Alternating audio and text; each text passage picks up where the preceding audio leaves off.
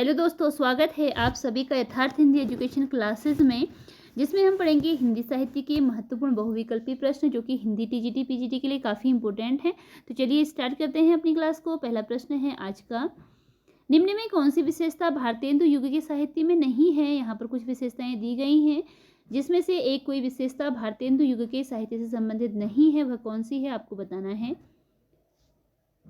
तो चलिए देखते हैं इसका राइट आंसर है इसके लिए ऑप्शन डी, वैयक्तिकता। यह भारतेंदु युग की विशेषता नहीं है। इसके अतिरिक्त अंतर विरोधों का साहित्य था, समस्या पूर्ति इसकी विशेषता रही, और श्रृंगारिकता की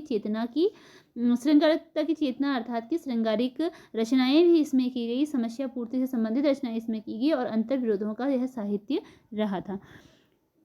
अगला प्रश्न है, सुमित्रानंदन पंत की निम्न में कौन सी रचना नवमानवतावादी दर्शन से प्रभावित है। यहाँ पर कुछ रचनाएं दी गई हैं पंत जी की, और कौन सी रचना है जो नवमानवतावादी दर्शन से प्रभावित है वह आपको बतानी है। तो देखते हैं इसका राइट आंसर क्या है। राइट आंसर है ऑप्शन ए, उत्तरा। पंत जी की जो रचना उत्तरा है यह नवमानवतावादी दर्शन से प्रभावित रचना है। अगला प्रश्न है, महादेवी वर्मा की रचना निहार का प्रकाशन वर्ष निम्न में कौन सा है। निहार महादेवी वर्मा की प्रसिद्ध रचना है निहार, और इसका प्रकाशन वर्ष आपको बताना है, कब इसका प्रकाशन हुआ है। चलिए तो देखते हैं राइट आंसर इसके लिए। इसका राइट आंसर ऑप्शन बी है, 1930 इसका प्रकाशन वर्ष है निहार का।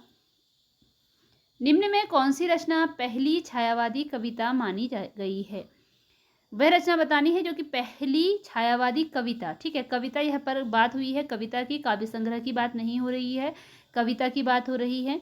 तो कौन सी पहली छायावादी कविता मानी जाती है इनमें से। तो चलिए देखते हैं राइट आंसर। ऑप्शन आपने देख लिए होंगे। राइट आंसर है ऑप्शन डी, प्रथम प्रभात। पहली छायावादी कविता मानी जाती है प्रथम प्रभात। अगला प्रश्न है, कामायनी महाकाव्य में श्रद्धा निम्न में किसका प्रतीक है। रचना कामायनी है जो कि एक महाकाव्य विधा की रचना है, इसमें श्रद्धा किसका प्रतीक है। देखते हैं राइट आंसर है ऑप्शन ए, हृदय। कामायनी महाकाव्य में श्रद्धा हृदय का प्रतीक है। अगला प्रश्न है, निम्न में किस लेखक को प्रकृति का सुकुमार कवि माना गया है। कौन सा लेखक है जो कि प्रकृति का सुकुमार कवि माना जाता है। राइट आंसर है इसके लिए ऑप्शन बी, सुमित्रानंदन पंत को प्रकृति का सुकुमार कवि माना जाता है। प्रकृति का सुकुमार कवि सुमित्रानंदन पंत। निम्न में किस रचना की भूमिका को छायावाद का घोषणा पत्र कहा जाता है। कौन सी रचना है जिसकी भूमिका को छायावाद का घोषणा पत्र कहा जाता है। देखते हैं इसका राइट आंसर है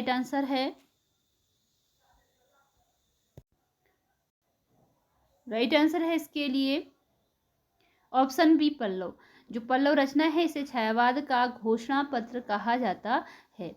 अगला प्रश्न है, किस अनुच्छेद में कहा गया है कि संघ का कर्तव्य हिंदी भाषा का प्रसार बढ़ाना और विकास करना है। संघ का कर्तव्य हिंदी भाषा का प्रसार बढ़ाना और विकास करना है, यह किस अनुच्छेद में कहा गया है। इसके लिए राइट आंसर है ऑप्शन सी, अनुच्छेद 351 में कहा गया है। ऑप्शन सी, अनुच्छेद 351। अगला प्रश्न है, भाषा के रूप में अवधि का प्रथम प्रयोग किस रचना में मिलता है। भाषा के रूप में अवधि का पहला प्रयोग। राइट आंसर है ऑप्शन ए, खालिकबारी। भाषा के रूप में अवधि का पहला प्रयोग खालिकबारी रचना में मिलता है। अगला प्रश्न है, देवनागरी लिपि का विकास क्रम क्या है। देवनागरी लिपि का विकास क्रम बताना है आपको इसमें। तो चलिए देखते हैं राइट आंसर है ब्राह्मी लिपि, गुप्त लिपि, कुटिल लिपि और देवनागरी लिपि, जो आपका आता है ऑप्शन बी में। ब्राह्मी लिपि, गुप्त लिपि, कुटिल लिपि और देवनागरी लिपि या देवनागरी लिपि के विकास का सही क्रम है। अगला प्रश्न है, आचार्य रामचंद्र शुक्ल ने भक्तिकाल का समय कब से कब तक निर्धारित किया है। शुक्ल जी के अनुसार भक्तिकाल का समय बताना है। भक्तिकाल का समय शुक्ल जी के अनुसार। तो चलिए देखते हैं राइट आंसर ऑप्शन सी है 1375 से 1700 का जो समय है, शुक्ल जी ने इसे भक्तिकाल का समय बताया है, 1375 से 1700 का। हिंदी साहित्य का दूसरा इतिहास नामक ग्रंथ की रचना किसके द्वारा की गई है? हिंदी साहित्य का दूसरा इतिहास ग्रंथ की रचना इनमें से किसने की है? राइट आंसर है इसके लिए ऑप्शन बी बच्चन सिंह। हिंदी साहित्य का दूसरा इतिहास इस ग्रंथ की रचना की गई है बच्चन सिंह के द्वारा।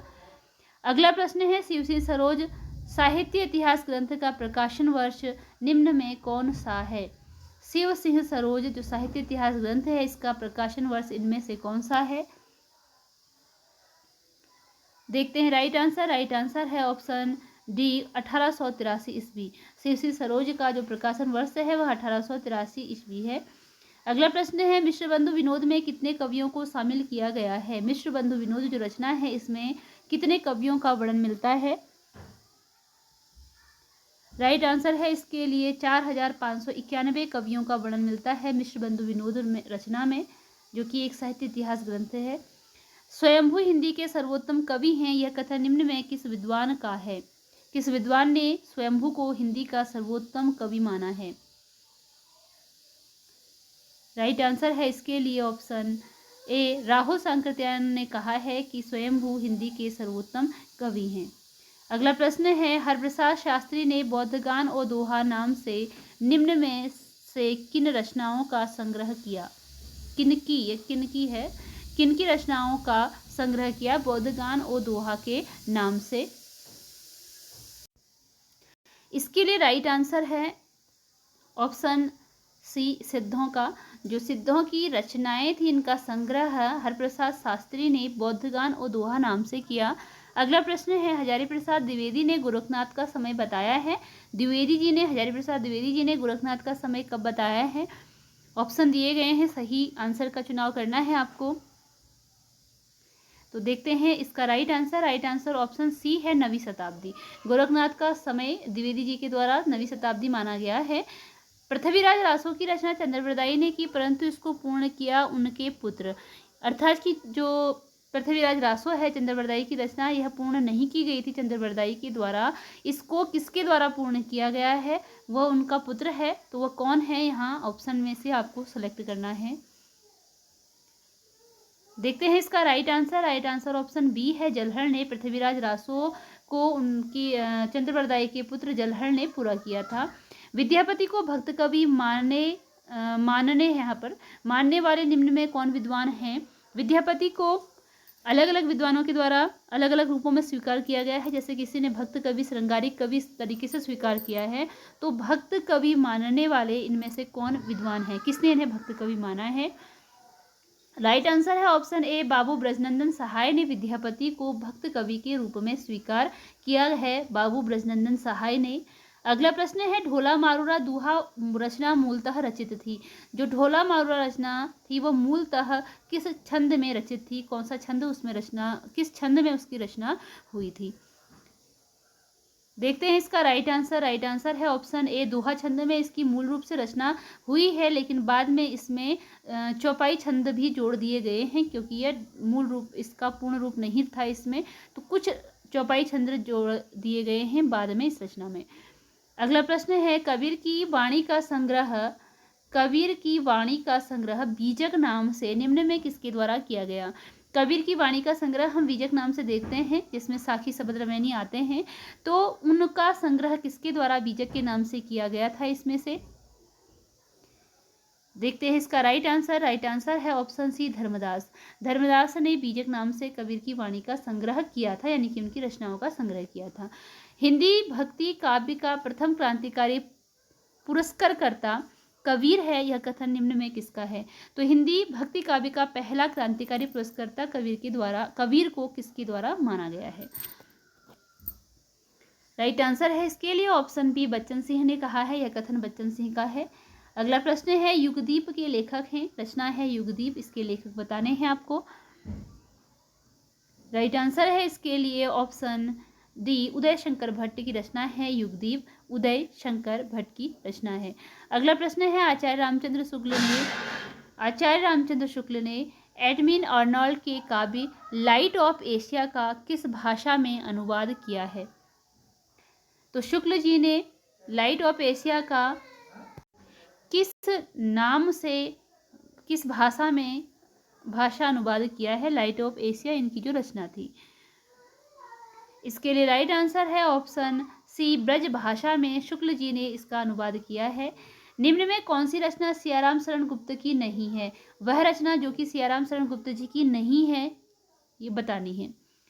ऑप्शन है दैनिकी, बापू, उन्मुक्त और मुकुल। राइट आंसर है ऑप्शन डी, मुकुल। यह सियाराम शरण गुप्त की रचना नहीं है। इसकी अतिरिक्त रचनाएं जैसे दैनिकी है, बापू है, उन्मुक्त है, यह सियाराम शरण गुप्त जी की रचनाएं हैं। अगला प्रश्न है, रामधारी सिंह दिनकर की रचना रश्मि रथी का प्रकाशन वर्ष या रचना वर्ष निम्न में कौन सा है? दिनकर की रचना रश्मि रथी, इसका रचना वर्ष बताना है।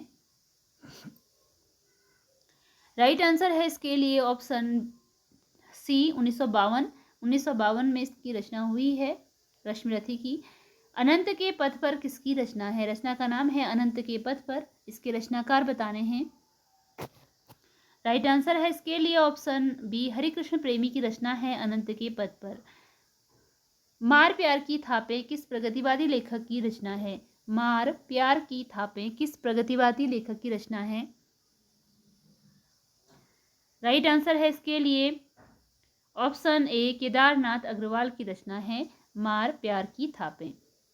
अगला प्रश्न है, जीवन के प्रति आस्था तथा उसे भोगने की लालसा निम्न में किस काल की प्रमुख प्रवृत्ति रही है? जीवन के प्रति आस्था और उसे भोगने की लालसा। राइट आंसर है इसके लिए ऑप्शन ए, नई कविता की यह मुख्य विशेषता रही है। तीसरा तार सप्तक का प्रकाशन वर्ष है, इनमें से कब तीसरा तार सप्तक का प्रकाशन हुआ है? राइट आंसर है इसके लिए ऑप्शन सी, 1959 में तीसरा तार सप्तक का प्रकाशन हुआ है। जहां शब्द है किसकी रचना है? इसका राइट आंसर है ऑप्शन बी, प्रभाकर माचवे की रचना है जहां शब्द है। प्रवाद पर्व खंड काव्य किसने लिखा? यह विधा है खंड काव्य की। प्रवाद पर्व खंड काव्य की विधा है, यह किसने लिखी है? राइट आंसर है ऑप्शन ए, नरेश मेहता की रचना है। खंड काव्य जो है प्रवाद पर्व नरेश मेहता के द्वारा लिखा गया है। काल मुझ तुझसे होड़ है मेरी कृति के रचनाकार कौन है? काल तुझसे होड़ है मेरी कृति के रचनाकार। राइट आंसर है ऑप्शन बी, शमशेर बहादुर सिंह की रचना है काल तुझसे होड़ है मेरी। मुक्तिबोध को अंधेरे में कविता के नायक से अलग करके देखना संभव है। मुक्तिबोध को अंधेरे में कविता के नायक से अलग करके देखना यहाँ पर संभव नहीं है, जबकि यह है असंभव। ठीक है, असंभव है। यह कथन किसका है? इसके लिए राइट आंसर है ऑप्शन ए, रामविलास शर्मा जी का यह कथन है। एक समय था किसकी रचना है? एक समय था रचना। राइट आंसर है इसके लिए ऑप्शन बी, रघुवीर सहाय की रचना है एक समय था। निम्न में किस लेखक को उदय प्रकाश ने कविता का गांधी कहा है? कविता का गांधी उदय प्रकाश के द्वारा कहा गया है, किस लेखक को? राइट आंसर है इसके लिए ऑप्शन डी, भवानी प्रसाद मिश्र को उदय प्रकाश के द्वारा कविता का गांधी कहा गया है। निम्न में कौन सी रचना कुंवर नारायण की नहीं है? नहीं है। इसका राइट आंसर है ऑप्शन ए, जंगल का दर्द। यह है उदय प्रकाश कुंवर नारायण की रचना नहीं है। इसके अतिरिक्त जो रचनाएं हैं, इन दिनों न सीमाएं न दूरियां, हाशिए का गवाह, ये रचनाएं कुंवर नारायण की हैं। क्योंकि ऑप्शन नहीं वाला पूछा है इसलिए ऑप्शन ए सही है। अगला प्रश्न है, आत्मजयी किस विधा की रचना है? आत्मजयी जो रचना है इसकी विधा बतानी है। नाटक, प्रबंध काव्य, कहानी या खंड काव्य? राइट आंसर ऑप्शन बी है, प्रबंध काव्य विधा की रचना है। कविता आंदोलन का प्रारंभ कब से माना जाता है? इसका राइट आंसर है ऑप्शन डी, 1963 में कविता आंदोलन का प्रारंभ माना जाता है।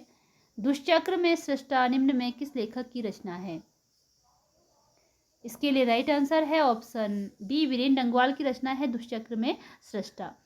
दुष्चक्र में सृष्टा वीरेंद्र नंगवाल की रचना है। इसी के साथ आज की यह क्लास यहीं पर एंड होती है। मिलते हैं अगली क्लास में कुछ नए क्वेश्चन के साथ। चैनल पर अगर नए हो तो चैनल को सब्सक्राइब जरूर कीजिएगा। धन्यवाद।